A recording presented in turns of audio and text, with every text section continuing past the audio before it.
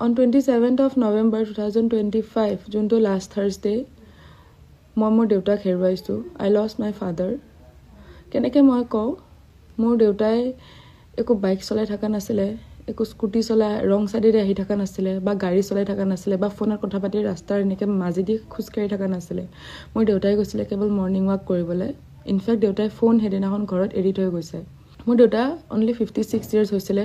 তেওঁ এজন well known successful businessman আছিলে আৰু বহুত হেল্থ কনচিয়াছ আছিলে. কেতিয়াও বাহিৰৰ বস্তু নাখাইছিলে আৰু আমাক খালেও গালি চালি পাৰিছিলে. দেউতাই বহুত হেল্থ কনচিয়াছ. ইনফেক্ট দেউতাৰ একো বেমাৰ আজাৰো নাছিলে তেনেকুৱা. মোৰ দেউতা একেবাৰে যাবলগীয়া মানুহ নাছিলে.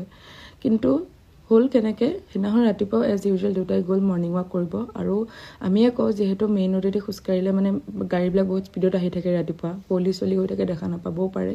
সেইকাৰণে আমি দেউতাক এনেকৈ পাৰ্ক চাৰ্ক ল'বলৈ কৈছিলোঁ. চ' দেউতাই নামঘৰ পথেদি, পাঞ্জাবাৰী নামঘৰ পথেদি এনেকৈ সোমাই তেনেকৈ বাঘৰবাৰী ৰোড হৈ পেলাই এনেকৈ ওলাই আহে. তো সেইদিনাখনো এজ ইউজুৱেল তেনেকৈ গৈছে ছেইম ৰোড গৈ পেলাই এই জাষ্ট হেপী কিডছ মণ্টেছৰী স্কুল বুলি এখন আছে, পাইছে আৰু সেইখিনি তাতে এখন অভাৰ স্পীড ডাম্পাৰে আহি দেউতাক খুন্দা মাৰিছে পিছফালৰ পৰা. ইমান সৰু ৰাস্তা দেই, ইমান সৰু ৰাস্তা এটাত ইমান অভাৰ স্পীড ডাম্পাৰ আহিছে, আহি পেলাই দেউতাক খুন্দা মাৰিছে. দেউতাক গাৰ ওপৰেদি উঠি গুচি গৈছে, ডাইৰেক্ট পলাইছে গাড়ীখন. পুলিচ ইনভেষ্টিগেশ্যন চলি আছে, কিন্তু আজি 7 দিন হ'ল আমি গাড়ীখনৰ একো খা খবৰ নাই পোৱা. যিকেইটা CCTV কেমেৰা সেইখিনি জেগাত আছে সেইকেইটা হেনো বোলে বেয়া, আমি এতিয়া জানিবলৈ পাইছোঁ.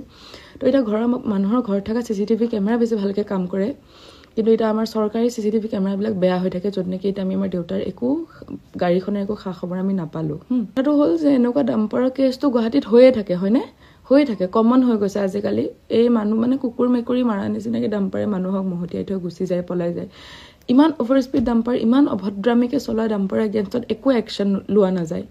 মানুহবিলাক এনেকৈ এক্সিডেণ্টেল কেছ বুলি ডিছমিছ হৈ যায়. এইটো মোৰ ছেকেণ্ড টাইম. ফাৰ্ষ্ট টাইম আছিলে য'ত মই মোৰ মামাৰ ল'ৰা, মোৰ দাদাক মই এনেকৈ ছেইম ডাম্পাৰ কাহিলীপাৰাৰ সেইখিনি হাতীগাঁৱৰ সেইখিনিত ছেইম সেনেকৈ ডাম্পাৰৰ খুন্দাত তাক হেৰুৱাইছোঁ. এইবাৰ দেউতাক হেৰুৱাইছোঁ.